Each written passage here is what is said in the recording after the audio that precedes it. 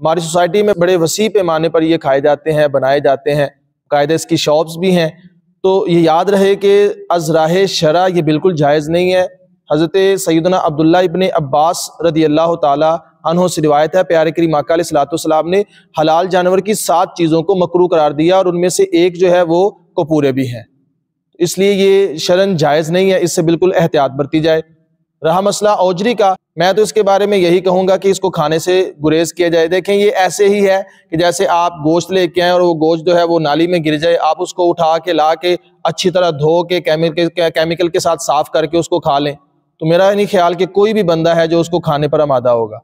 تو وہ گوشت جو نالی میں گر جائے تو اس کو اٹھا کے دھو کے ہم نہیں کھاتے، لیکن وہ اوجری جس کے اندر پیشاب اور پخانہ اور پتہ نہیں کیا کچھ وہ اس کے اندر سالوں سے پڑا رہتا ہے، تو اس کو کھانے کی طرف ہماری طبیعت کیسے مائل ہو جاتی ہے؟ وہ تو گندگی اور غلاظت کا گھر ہوتا ہے۔ تو اس لیے بہتر تو یہی ہے کہ اس سے بچا جائے، اس کو نہ کھایا جائے۔ لیکن اگر کوئی اچھی طرح صاف کر لیتا ہے اور اس کا دل مطمئن ہو جاتا ہے تو وہ کھا لے، اس پر کوئی حکم نہیں لگے گا۔